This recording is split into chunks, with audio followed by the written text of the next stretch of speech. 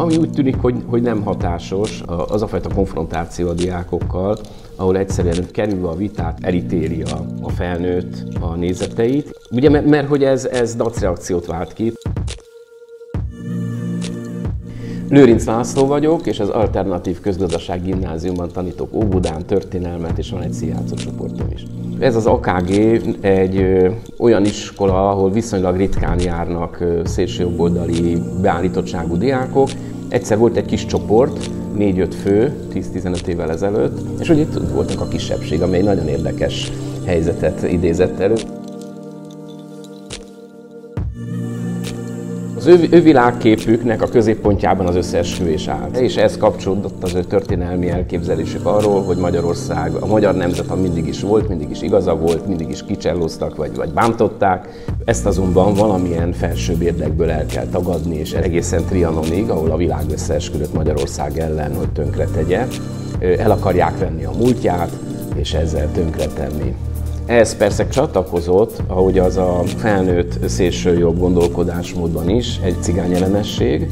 Tehát valahol a fajelmélet szélére is, tehát ez a rasszista gondolkodás is föltűnt.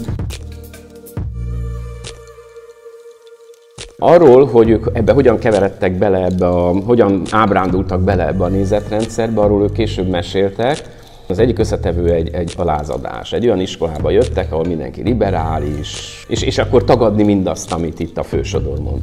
Nem egyszerűen csak a felnőtt társadalom ellen lázadtak, hanem a környező gyerektársadalom vagy diáktársadalommal is szemben fogalmazták meg magukat. A másik összetevő, hogy föl kell tárni az eltitkolt igazságot, ennek van egy kamasz romantikája, hogy a mainstream társadalom hazugságai mögé látni, igazságért foglal állást és áll ki. Tehát számukra ezek pozitív, morális kérdések voltak. Volt egy összetevő, hogy vonzódtak a katonás rendhez, ami a szélsőjobbhoz kapcsolódott, tehát az egyenruhák, az együtt menni, az erőt sugárzó öltözék.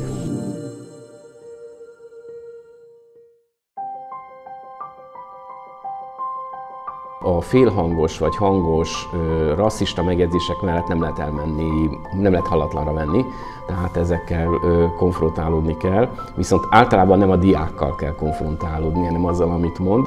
Az nagyon fontos, hogy ezek gyerekek, tehát nem nácik, nem fasiszták, vagy nem tudom, nyilasok, hogyha ő azt érzi, hogy egyenrangú vitafélnek van tekintve, nem rendőrongolást kap, nem személyben van megsértve, akkor kialakulhat egy vita. A vita helyzet egy olyan pozícióba kényszeríti a vitatkozó diákot, ahonnan neki mindenáron vitatkozni kell. Tehát olyan nincs, hogy ő elismerje, hogy a vita partnerének igaza van, de ez nem baj, mert a vitának késleltetve ettől még meg lesz a hatása. Na most ezen kívül egy történelemtanárnak 1000 lehetősége van arra, hogy közvetetten hasson rájuk, hogy amikor Trianonról volt szó és a Trianon fogadtatásáról, akkor én mutattam képet olyan szélsőjobboldali szlovák és román fiatalokról, akik ugyanúgy Bomber Jackie-ben voltak, Martensbakancsban voltak, csak éppen az ellenség leltárban ott voltak a magyarok is.